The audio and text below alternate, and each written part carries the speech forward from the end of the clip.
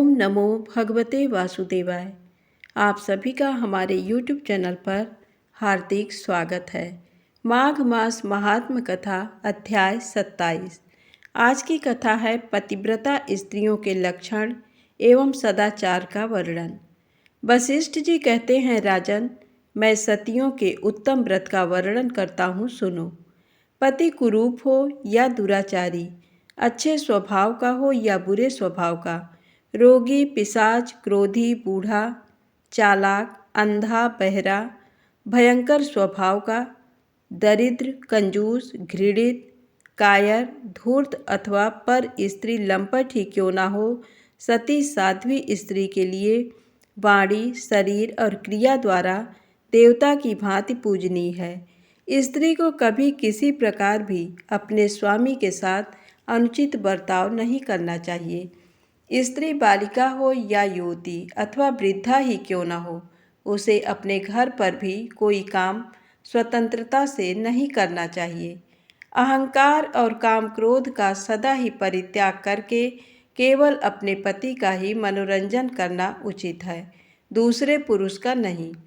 पर पुरुषों के काम भाव से देखने पर, प्रिय लगने वाले वचन द्वारा प्रलोभन में डालने पर अथवा जन समूहों में दूसरों के शरीर से छू जाने पर भी जिसके मन में कोई विकार नहीं होता, तथा जो पर पुरुष द्वारा धन का लोभ दिखाकर लुभाई जाने पर भी मन, वाणी, शरीर और क्रिया से कभी पराये पुरुष का सेवन नहीं करती, वही सती है।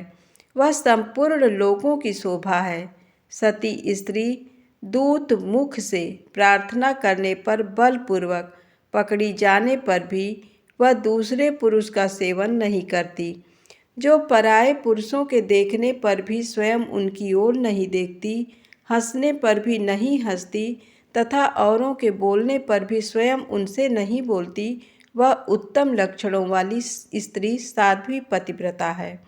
रूप और यौवन से संपन्न तथा संगीत की कला में निपुण सती साध्वी स्त्री अपने ही जैसे योग्य पुरुष को देखकर भी कभी मन में विकार नहीं लाती। जो सुंदर, तरुण, रमणीय और कामिनियों को प्रिय लगने वाले पर पुरुष की भी कभी इच्छा नहीं करती, उसे महासती जानना चाहिए। पराया पुरुष देवता, मनुष्य अथवा गंधर्व कोई भी क्यों न हो, वह सती स्त्रियों को प्रिय नहीं होता। पत्नी को कभी भी ऐसा कार्य नहीं करना चाहिए जो पति को अप्रिय जान पड़े। जो पति के भोजन कर लेने पर भोजन करती, उनके दुखी होने पर दुखित होती, पति के आनंद में ही आनंद मानती, उनके परदेश चले जाने पर मलिन वस्त्र धारण करती, पति के सो जाने पर सोती और पहले ही जग जाती, पति की मृत्यु हो जाने पर उनके शरीर के साथ ही चिता में जल जाती और दूसरे पुरुष को कभी भी अपने मन में स्थान नहीं देती, उस स्त्री को पतिव्रता जानना चाहिए। पतिव्रता स्त्री को अपने सास, ससुर तथा पति में विशेष भक्ति रखनी चाहिए। वह धर्म के कार्य में सदा पति के अनुकूल रहे, धन खर्च करने में संयम से काम ले, संभोग काल में संकोच न रखे और अपने शरीर को सदा पवित्र बनाए रखे। पति की मंगल कामना करे, उनसे सदा प्रिय वचन बोले, मांगलिक कार्य में संलग्न रहे, घर को सजाती रहे और घर की प्रत्येक वस्तु को प्रतिदिन साफ सुथरी रखने की चेष्टा करें। खेत से, वन से अथवा गांव से लौटकर जब पतिदेव घर पर आवें तो उठकर उनका स्वागत करें, आसन और जल देकर अभिनंदन करें, बर्तन और अन्न साफ रखें, समय पर भोजन बनाकर दें, संयम से रहें, अनाज को छिपा कर रखें, घर को झाड़ बुहार कर स्वच्छ बनाए रखें।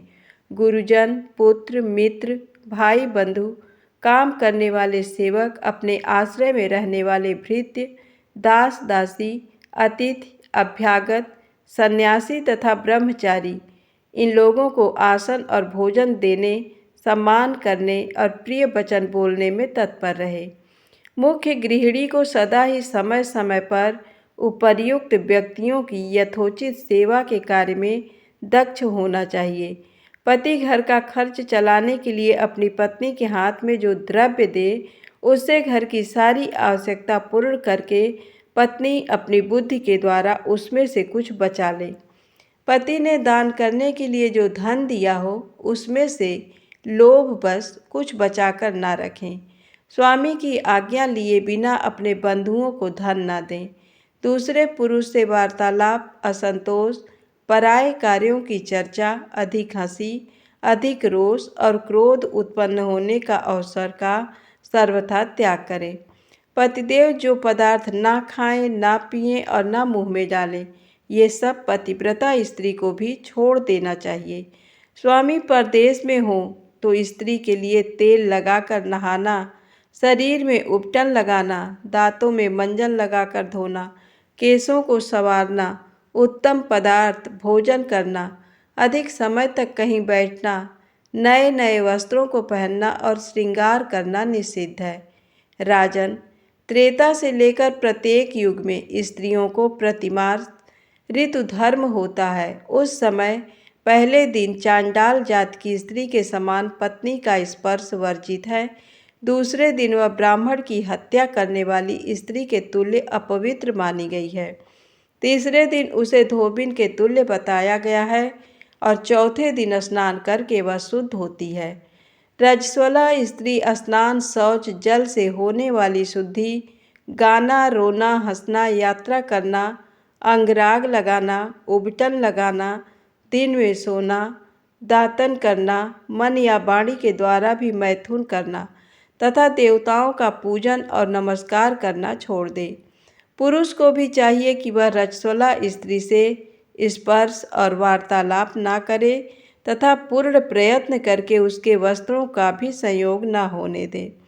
रजस्वला स्त्री स्नान करने के पश्चात पराये पुरुष की ओर दृष्टि न डाले। सर्वप्रथम वह सूर्यदेव का दर्शन करे। उसके बाद अपने अंतःकरण की शुद्धि के लिए ब्रह्मकुर्च, पंचगव्य का अथवा केवल दूध का पान करे। साध्वी स्त्री नियम पूर्वक शास्त्रोक्त विधि के अनुसार जीवन व्यतीत करे। आभूषणों से विभूषित होकर परम पवित्र भाव से स्वामी के प्रिय तथा हित साधन में संलग्न रहें। यदि स्त्री गर्भवती हो तो उसे इन नियमों से रहना चाहिए। वह आत्मरक्षा पूर्वक सुंदर आभूषण धारण करके वास्तु पूजन में तत्पर रहे। उसके मुख पर प्रसन्नता छाई रहे। बुरे आचार विचार की स्त्रियों से बातचीत न करें। सूप की हवा से बचकर रहे। जिसके बच्चे होकर मर जाते हों अथवा जो बंध्या हो, ऐसी स्त्री के साथ संसर्ग न कर। पति के परदेश जाने पर स्त्री कभी अंगराग न लगाए। केवल जीवन निर्वाह के लिए प्रतिदिन कोई उत्तम कार्य करे। यदि स्वामी जीविका का प्रबंध करके परदेश में जाएं, तो उनकी निश्चित की हुई जीविका से ही गृहिणी को जीवन निर्वाह करना चाहिए। पति के न रहने पर स्त्री सास ससुर के समीप ही शयन करे और किसी के नहीं।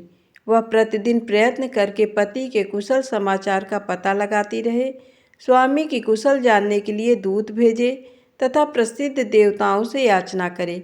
इस प्रकार जिसके पति परदेश गए हों, उस पतिव्रता स्त्री को ऐसे ही नियमों का पालन करना चाहिए। वह अपने अंगों को न धोए, मैले कपड़े पहनकर रहे, बेंदी और अंजन न लगाए, गंध और माला का भी त्याग करे, नख और केशों का श्रृंगार न करे, दांतों को न धोए। प्रोषित भर्तृका स्त्री के लिए पान चबाना और आलस्य के वशीभूत होना बड़ी निंदा की बात है। अधिक आलस्य करना, सदा नींद लेना, सर्वदा कलह में रुचि रखना, जोर जोर से हंसना, दूसरों से हंसी परिहास करना, पराये पुरुषों की चेष्टा का चिंतन करना, इच्छानुसार घूमना, पर पुरुष के शरीर को दबाना, एक वस्त्र पहनकर बाहर घूमना, निर्लज्जता का बर्ताव करना और बिना किसी आवश्यकता के व्यर्थ ही दूसरों के घर जाना, ये सब युवती स्त्री के लिए पाप बताए गए हैं, जो पति को दुख देने वाले होते हैं। सती स्त्री घर के सब कार्य पूर्ण करके शरीर में हल्दी की उपटन लगाए, फिर शुद्ध जल से सब अंगों को धोकर सुंदर श्रृंगार करे। उसके बाद अपने मुख कमल को प्रसन्न करके प्रियतम के समीप जाए। मन, वाणी और शरीर को संयम में रखने वाली नारी ऐसे बर्ताव से इस लोक में उत्तम कीर्ति पाती है और परलोक में पति का सायुज्य प्राप्त करती है। देवताओं सहित संपूर्ण लोकों में पति के समान दूसरा कोई देवता नहीं है। जब पति देवता संतुष्ट होते हैं तो इच्छा अनुसार संपूर्ण भोगों की प्राप्ति कराते हैं। कुपित होने पर सब कुछ हर लेते हैं। संतान, नाना प्रकार के भोग, शैया, आसन, अद्भुत वस्त्र, माला, गंध, स्वर्गलोक तथा भांति भांति की कीर्ति ये सब पति से ही प्राप्त होते हैं। इस प्रकार मुनिवर मृगशृंग धर्म, नीति एवं गुणों में सबसे श्रेष्ठ सुवृत्ता आदि चारों पत्नियों के साथ चिरकाल तक अतिरात्र और वाजपेयी आदि यज्ञों का अनुष्ठान करते रहे। वे नियम पूर्वक संसारी सुख भोगते थे, तथापि उनका अंतःकरण अत्यंत निर्मल था। धन्यवाद।